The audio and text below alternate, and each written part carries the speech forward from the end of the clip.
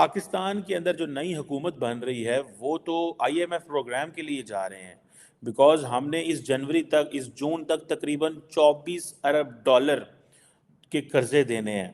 One of the fastest country जो कि इस टाइम जीडीपी पे खेल रही है और इकोनॉमी के ऊपर बहुत ज़्यादा फास्ट उसकी इकोनॉमी चल रही है। लेकिन मुझे ये चीज़ समझ नहीं आती कि भारत श्रीलंका की टेलीकॉम कंपनी खरीदने वाला है। श्रीलंका अपनी गवर्नमेंट की टेलीकॉम कंपनी को बेचने वाला है और भारत ये दावा कर रहा है कि भारत वो कंपनी खरीद लेगा। इससे पहले भारत ने $300 मिलियन दिए थे श्रीलंका के एयरपोर्ट को खरीदने के लिए। अब टेलीकॉम इंडस्ट्री को खरीदा जा की आबादी बहुत बढ़ गई।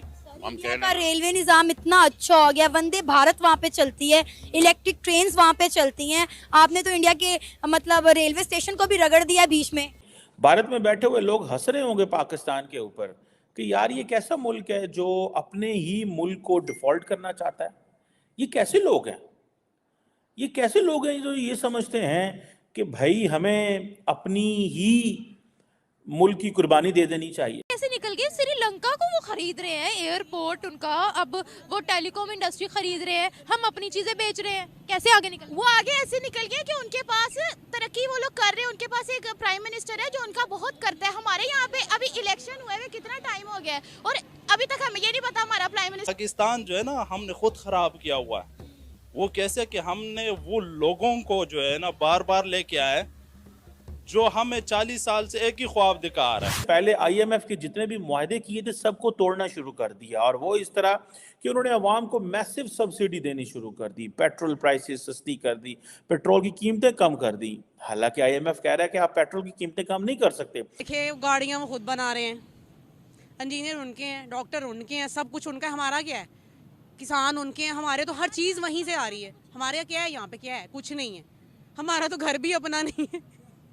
जय हिंद दोस्तों, नाव भारत स्पीक्स में आपका स्वागत है। दोस्तों, भारत और रूस जल्द ही दुनिया के सबसे बेकार हवाई अड्डे को साथ मिलकर खरीद सकते हैं। ये हवाई अड्डा भारत के पड़ोसी देश श्रीलंका में स्थित है, जिसे चीन के पैसे से बनाया गया है। ये एयरपोर्ट श्रीलंका के मटाला शहर में स्थित है, जो हम्बनटोटा बंदरगाह से लगभग 18 किलोमीटर की दूरी पर है। इसे मटाला राजपक्षे अंतर्राष्ट्रीय हवाई अड्डा या हम्बनटोटा हवाई अड्डे के नाम से भी जाना जाता है। श्रीलंका ने हम्बनटोटा बंदरगाह को चीन को कर्ज के बदले 99 साल की लीज पर दिया है।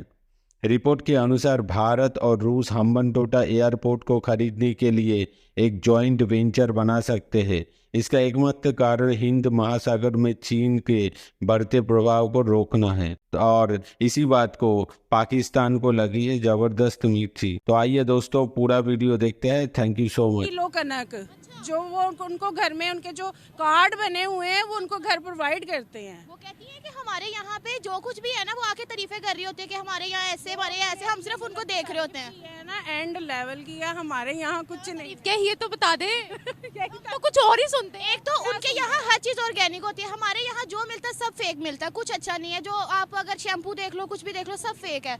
उसके अलावा वो उनके यहाँ सब ऑर्गेनिक मिलता है और वो आके बताती है कि हमारे यहाँ खाने पीने की जो सहूलतें है वो बहुत आसान है। आप अगर यूट्यूब वगैरह पे भी चेक करो तो इंडिया के लोग भी अपने बारे में दिखाते हैं उनके मुल्क में खाना सस्ता है ताकि गरीब खा सके। हमारे मुल्क में खाना महंगे से महंगा होता है कि गरीब बेचारे भूखे बैठे होते हैं।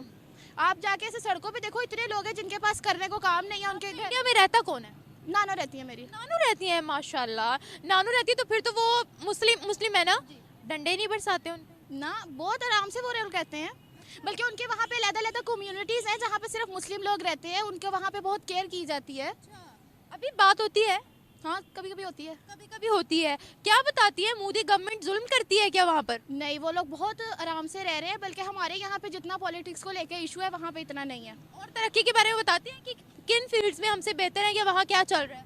वहाँ पे ये लोग हैं जो वहाँ लोग तालीम करते हैं, उसके बाद अपना सारा करते हैं ना, वो वहीं करते हैं। हमारे यहाँ जिसके घर पूछ लो वो कहते हैं पढ़ना और बाहर चले जाना। पाकिस्तान में कुछ नहीं है। जितने पढ़े लिखे लोग हैं वो सारे बाहर जाए जा रहे हैं। यहाँ पे सिर्फ मजदूर लोग हैं जिनके लिए काम भी नहीं है। मुसलमानों की वहाँ सुनी जाती है? बहुत सुनी जाती है। कैसे? ये आप इतने कॉन्फिडेंटली बोल रही है ना।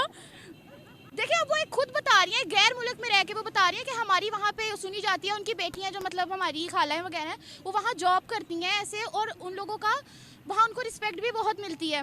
ये पाकिस्तान के अंदर जो नई हुकूमत बन रही है वो तो IMF प्रोग्राम के लिए जा रहे हैं, बिकॉज हमने इस जून तक तकरीबन 24 अरब डॉलर के कर्जे देने हैं और पाकिस्तान जो है वो IMF प्रोग्राम में जाना चाह रहा है।